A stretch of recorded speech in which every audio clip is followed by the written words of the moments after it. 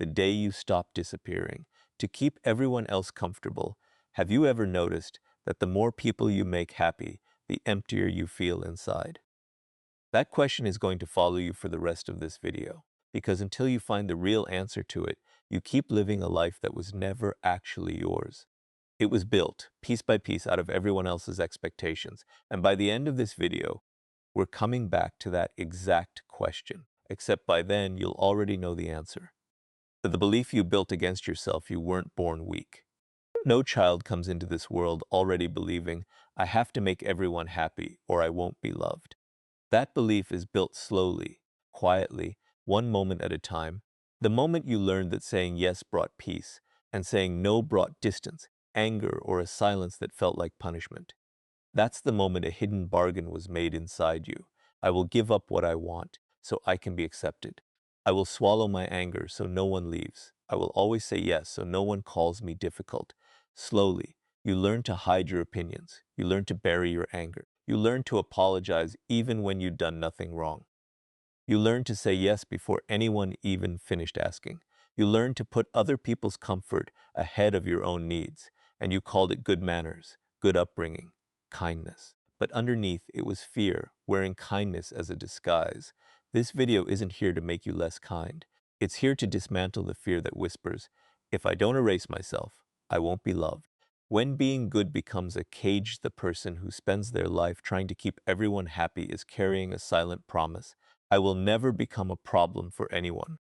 You become the one who always understands, always forgives, always shrinks a little to make room for someone else. So, when someone needs help, you feel responsible instantly. When someone looks upset, you assume it's your fault. When someone pulls away, you replay every word you said, hunting for the mistake. You lie awake at night, running the same 5 seconds through your head, over and over, because someone's tone shifted slightly. And in all of that, you forget how exhausted you actually are. You get so good at protecting other people from discomfort that you stop noticing your own. Here's what matters. Not every act of kindness comes from fear, but sometimes fear wears kindness like a mask. You might help because you genuinely care, and you might also help because refusing feels dangerous. You might agree because you respect someone's opinion, and you might also agree because disagreement makes your stomach turn. From the outside, both look identical, but the motive changes everything. Real kindness comes from freedom. People-pleasing comes from fear. Real kindness says, I choose to give. People-pleasing says, I have to give, or I lose my place. Every silence has a price. Every time you swallow your opinion, hide your preference, or stay quiet when something is wrong, you send yourself a message. Their approval matters more than my truth. That message doesn't do much damage on its own, but said to yourself for years, it becomes the foundation your whole self-image is built on. That message slowly hollows out your confidence. You cannot build self-respect while repeatedly betraying yourself. You cannot become mentally strong while letting every raised eyebrow decide how you behave. You cannot feel free while constantly asking, will they be upset if I say no? People accept you as long as you meet their expectations. The day you start saying no, some of them will call you selfish, not because you actually became selfish, but because they lost the version of you that never pushed back, the version that was easiest to manage. The people who only benefited from your silence are always the loudest the moment you find your voice. But their noise doesn't prove you're wrong. It only proves they preferred your obedience to your honesty. This is exactly where real change begins. Learning to say no, without a trial, without an apology no, is one of the smallest words in the language. But for someone who's spent years pleasing others, it can feel like holding a live wire. The moment someone asks for your time, your energy, your agreement, your mind starts hunting for reasons to say yes, even while you're exhausted, uncomfortable, or simply unwilling. But saying no isn't cruelty. It's proof that your life has limits. Your time is limited, your energy is limited, your peace is limited. Say yes to everything, and eventually there's nothing left for your own goals, your own health, your own rest. The biggest trap most people pleasers fall into is that they never say a plain no. They build a courtroom defense instead. They explain their schedule, their feelings, their reasoning in exhausting detail, and then apologize on top of it, hoping the other person will approve of the boundary they just set. But over-explaining actually weakens a boundary. It signals that the decision is still up for negotiation, that if the other person pushes a little harder, no might turn back into yes. A calm, direct answer carries far more weight. That doesn't work for me. I'm not available for that. I'm going to pass. These aren't rude, they're clear. You don't owe anyone a full accounting of every reason behind your decision. Privacy isn't dishonesty, a boundary isn't an accusation, and a simple no doesn't require a legal defense. At first, this will feel wrong, not because it's harmful, because it's unfamiliar. If you've spent years saying yes on autopilot, a healthy no is going to feel foreign for a while. Don't let that temporary discomfort convince you to go back to abandoning yourself. Other people's emotions are not your job. One of the deepest habits of a people pleaser is treating everyone else's emotions as their personal responsibility. Someone looks sad and you feel the urge to fix it immediately. Someone goes quiet and you spend the next hour wondering what you did wrong. Two people are in conflict, and somehow you feel like the one who has to make peace between them. But there's a difference between compassion and emotional control. Compassion says, I see that you're struggling, and I care. People-pleasing says, you're struggling, so I have to fix it, even if it costs me everything. You are not responsible for every reaction around you. You can't prevent every disappointment.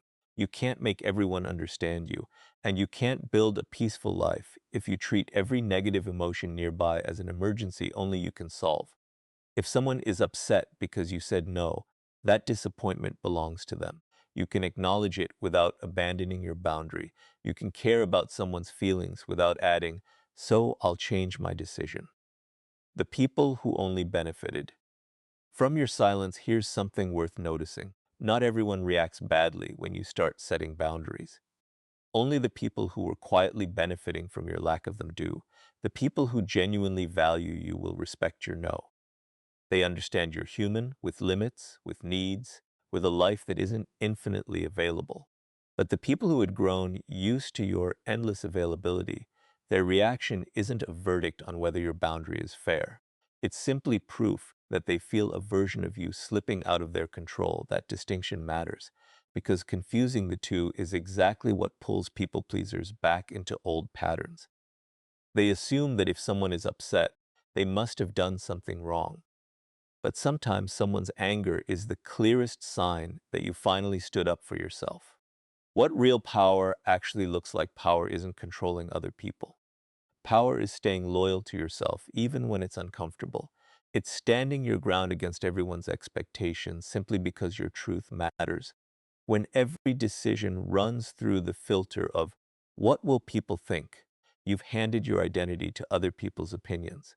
But the moment you start valuing your own truth more than other people's comfort, that's the moment your real self-respect begins. Not from the people who wanted to control you, but from the people who understand your limits and respect them. You don't need to become cold or stop helping people. You just need to stop offering kindness as payment for acceptance. When you give because you genuinely want to, not because you're afraid of what happens if you don't, that's when your kindness actually means something. Why guilt doesn't always mean you're wrong the moment you start setting boundaries. Guilt shows up almost immediately. You say no, and then you replay the conversation for the rest of the day. You wonder if your tone was too sharp. You feel the urge to send a follow-up message, soften what you said, or offer something extra just to smooth things over. This is where you need to understand the difference between guilt and wrongdoing. Sometimes guilt is a real signal that you've crossed a line or hurt someone unfairly. But most of the time, for someone who has spent years saying yes automatically, guilt is simply the discomfort of doing something unfamiliar. It doesn't mean you did something harmful. It means you did something new. Don't let that temporary discomfort convince you to go back to abandoning yourself. If you wait for the guilt to disappear before you trust your own decision, you'll be waiting forever. Because guilt fades with repetition, not with permission. The 10th time you say no will feel nothing like the first. A life built from your own decisions. Imagine a life where your yes actually carries weight because it isn't handed out automatically. A life where your no is respected because it comes from freedom, not fear. A life where you can love people fully without disappearing into them. That shift doesn't happen overnight. It starts with small, deliberate moments. Saying no once without an explanation attached, sharing your opinion once when your instinct is to stay quiet, admitting you're tired instead of hiding it. Each small moment weakens the old fear that used to run your life on autopilot. The people who stay anyway, something interesting happens once you actually start doing this, once your yes becomes selective and your no becomes calm. You start to see very clearly who was in your life for you and who was there for the version of you that never pushed back. Some people will adjust. They'll ask questions instead of applying pressure. Some will even grow closer to you because your honesty finally gives them something real to trust instead of a performance. And some will drift quietly or loudly because the only thing that kept them close was how easy you were to manage. That's not a loss you need to grieve as if something went wrong. It's information. It tells you, with more clarity than any conversation ever could, which relationships were actually built on respect and which ones were built on your silence. Let's go back to the question we started with. Why does making everyone happy leave you feeling emptier, not fuller? Here's the answer. Every time you shrink yourself so someone else can feel comfortable, you take one more step away from your own life.